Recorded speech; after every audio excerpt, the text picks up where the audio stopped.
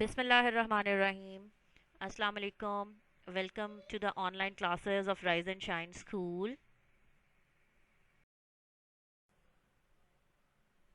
Class 10th, this is your English language lesson, day 3 of week 8.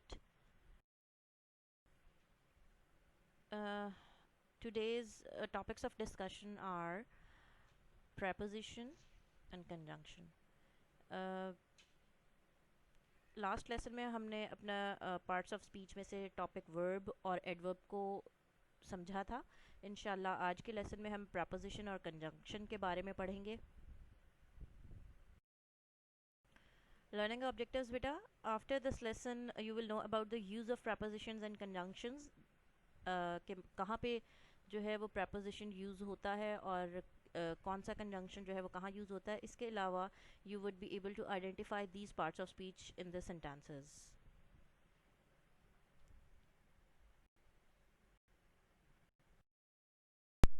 Okay students, our first topic is preposition.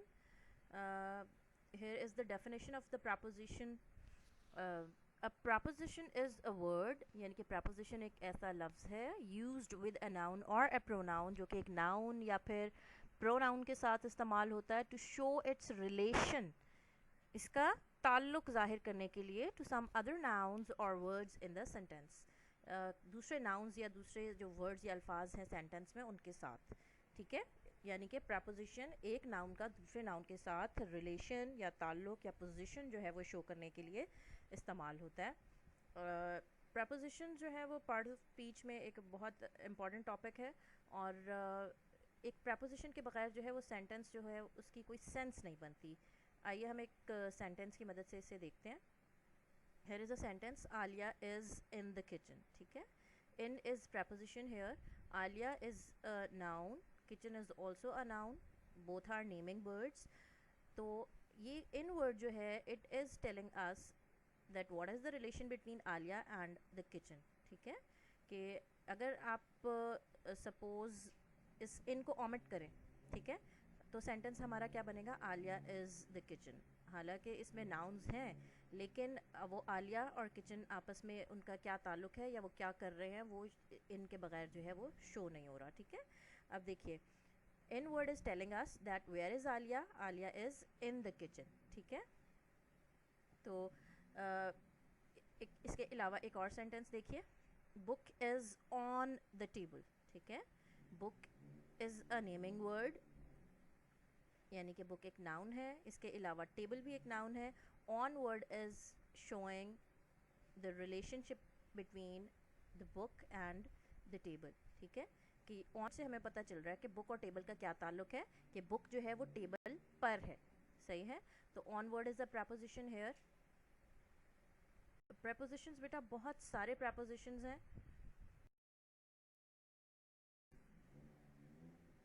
उनमें से चंद examples मैं आपके साथ यहाँ share कर रही हूँ. In, at, on, for, to, over, since, by, beside, across, above, before, after, among, inside and within, and a lot of other words can be used as prepositions.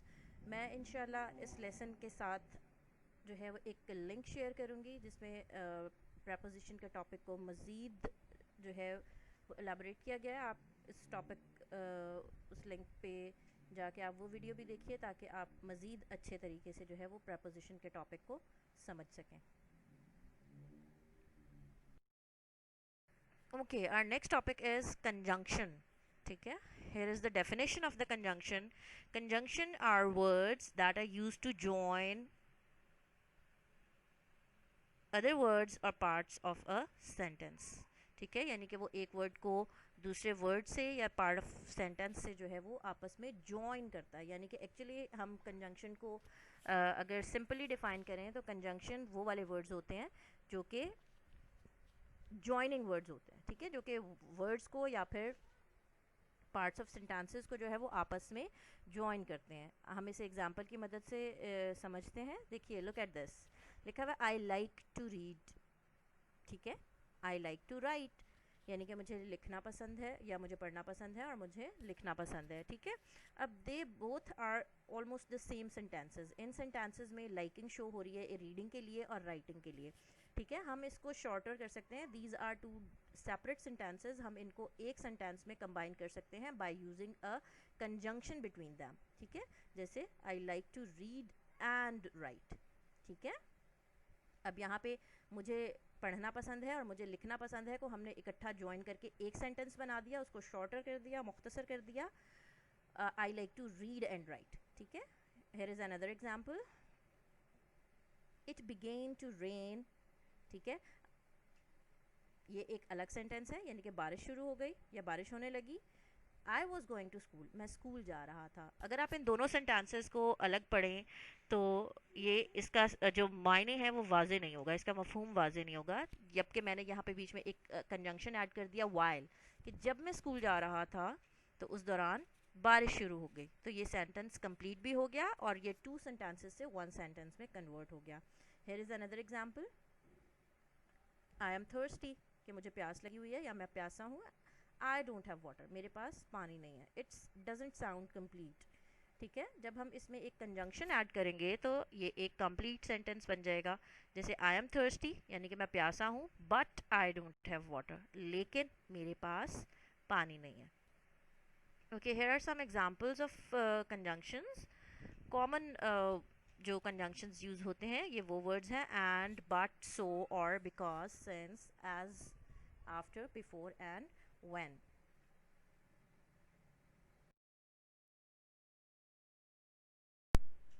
Okay students, अभी हमने conjunction की definition पढ़ी और उस जो कुछ common conjunctions हैं वो पढ़े।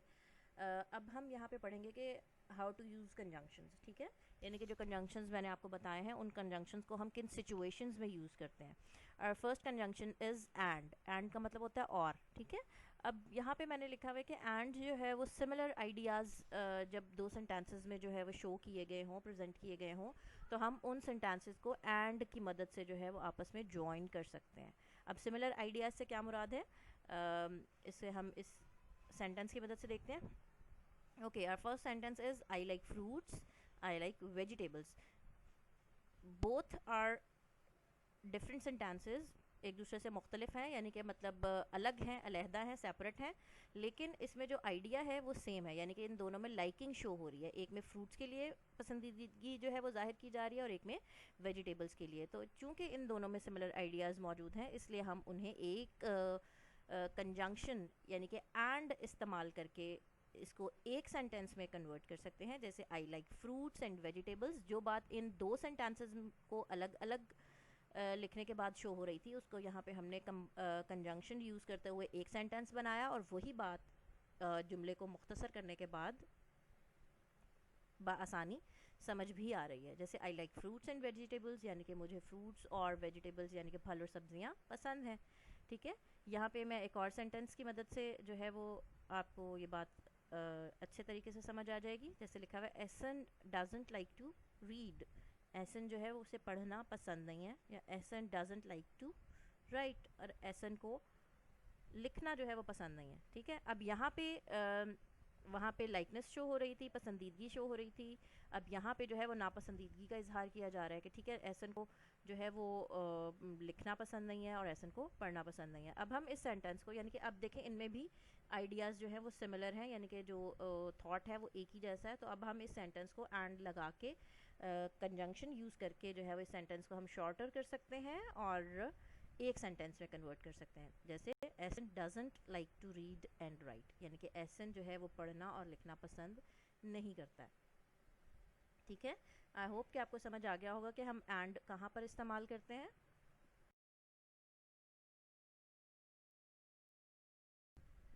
और नेक्स्ट कंजंक्शन इज़ बट, ठीक है।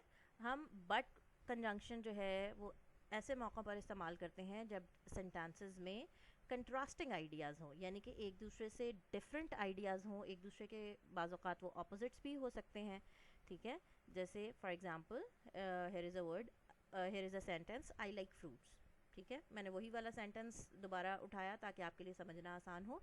आई लाइक फ्रूट्स, कि मुझे फ्रूट्स पसंद है। आई डोंट लाइक वेजिटेबल्स, लेकिन मुझे मतलब मैं सब्जियां पसंद नहीं करता। अब यहाँ पे देखें, एक में लाइकिंग शो हो रही है, एक में डिसलाइकिंग शो हो रही है। मतलब फ्रूट्स के बारे में वो कह रहे हैं कि उन्हें वो पसंद है, और जो है वेजिटेबल्स के बारे में कहा जा रहा है कि वो पसंद नहीं है। ठीक है, हो गए कंट्रास्टिंग आइडियाज़, ऑपोजिट हो गया एक दूसरे से।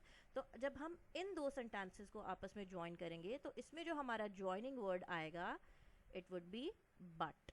ठीक है, जैसे हम कहते हैं कि आई लाइक फ्रूट्स, मुझे फ्रूट्स पसंद है, बट डोंट लाइक वेजिटेबल्स। मतलब मैं फ्रूट्स पसंद करता हूँ लेकिन सब्जियाँ पसंद नहीं करता। ठीक है, okay, here is another example.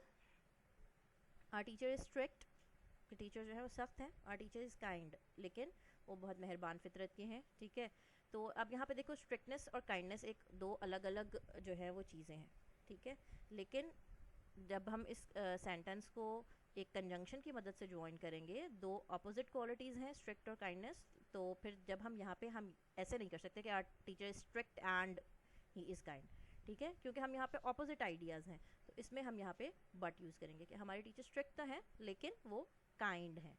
ठीक है, okay, here is another conjunction, so word बेटा एज अ कंजंक्शन हम तब इस्तेमाल करते हैं जब हमें आगे कोई पर्पस जो है वो बताया गया हो। ठीक है, लुक एट दिस, लिखा हुआ write down the address, we don't forget it. ठीक है, कि यानी कि आप एड्रेस लिख लें, हम उसे भूल ना जाएं। तो अब जब हम इस सेंटेंसेस को, इन दो सेंटेंसेस को कंबाइन करेंगे, तो चूंकि इसमें पहले एक काम करने को कहा गया और आगे उसका रीज़न बताया गया कि ये काम क्यों करना है ताकि उसे भूल ना जाए, तो इसलिए अब हम इन सेंटेंसेस को ज्वाइन करने के लिए बीच में सो जो है वो ऐड करेंगे कि write down the address so we don't forget it, ताकि हम उसे कहीं भूल ना जाएं। ठीक है, यानी कि ऐसे सेंटेंसेस जिनमें कंट्रास्टिंग आइडियाज़ होंगे उनको ज्वाइन करने के लिए हम बट वर्ड यूज़ करते हैं, और ऐसे सेंटेंसेस जो दो सेंटेंसेस हों जिनमें आगे कोई पर्पस जो है वो मेंशन किया गया हो, उन सेंटेंसेस को ज्वाइन करने के लिए हम अपना कंजंक्शन जो है वो यूज़ करते हैं, that is so. Okay, okay, यहाँ पे हमारा नेक्स्ट कंजंक्शन है और। ठीक है, और वर्ड बेटा हम तब इस्तेमाल करते हैं जब हमारे पास चॉइसेस दी गई हों। ठीक है, लुक एट दिस, यहाँ पे आपको फर्स्ट सेंटेंस में बताया हुआ गया, ये टू सेपरेट सेंटेंसेस हैं। डू यू वांट ब्रेड, क्या आप ब्रेड लेना चाहते हैं, या डू यू वांट राइस, या आप राइस लेना चाहते हैं।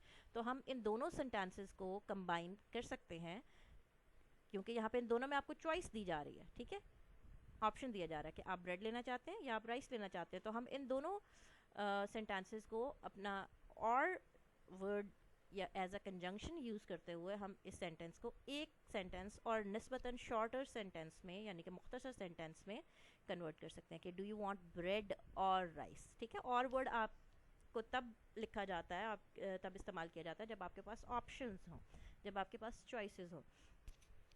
जैसे मिसाल के तौर पर एक बेहतरीन मिसाल आप इसकी ये ले सकते हैं कि आपको पेपर में जो है वो चॉइस दी जाती है कि राइट एन एप्लीकेशन और राइट अ लेटर, या तो एक एप्लीकेशन लिखिए या फिर जो है वो एक ख़त लिखिए।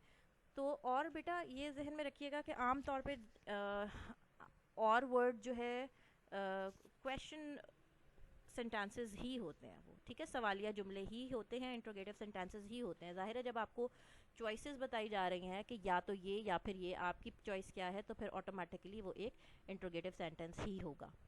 ठीक है, okay, these conjunctions are used when we have the reason. ठीक है, because, since और as conjunctions जो हैं वो हम तब इस्तेमाल करते हैं जब हमारे पास किसी चीज़ का रीज़न होता। ठीक है, I sat down, I was tired, कि मैं बैठ गया था या मैं बैठा, मैं थका हुआ था। अब ये it doesn't sound complete। ठीक है, तो जब हम यहाँ पे बीच में कंजंक्शन लगा के इसे एक सेंटेंस में कन्वर्ट कर देंगे तो इस सेंटेंस की एक सेंस बन जाएगी कि आई सेट डाउन, मैं बैठा, बिकॉज आई वॉज टायर्ड, क्योंकि मैं थका हुआ था। अब यहाँ जब सेंटेंसेस में कोई रीज़न दिया गया हो, कोई वजह बयान की गई हो, तो तब हम उन सेंटेंसेस को बिकॉज, सिंस और as according to the sentence जो है वो हम उसके इन कंजंक्शन से ज्वाइन कर सकते हैं। ठीक है। अब यहाँ पे कंजंक्शन है आफ्टर, बिफोर और व्हेन, और ये कंजंक्शन हम तब इस्तेमाल करते हैं जब हमारे पास कोई टाइम लिमिट आगे दो, ठीक है। जैसे मिसाल के तौर पे आप यहाँ पे जुमला देखें, I email you, I receive the update. अब दो अलग सेंटेंसेस हैं, इनको जब हम कंबाइन करेंगे तो हम व्हेन, आफ्टर या बिफोर लगा के इन सेंटेंसेस को ज्वाइन करके वन सेंटेंस में कन्वर्ट कर सकते हैं, ठीक है। ओके स्टूडेंट्स, यहाँ पे आज हमारे अपने दोनों टॉपिक जो है वो ख़त्म हुए। आपके साथ जो मैं होमवर्क शेयर करूँगी, आपने उसे अपनी नोटबुक्स में नीट एंड क्लीन वे में कॉपी करना है। आई होप कि आपने अपने लेसन को अंडरस्टैंड किया होगा। इंशाल्लाह नेक्स्ट लेसन में नए टॉपिक्स के साथ फिर मुलाकात होगी। तब तक के लिए अल्लाह हाफ़िज़।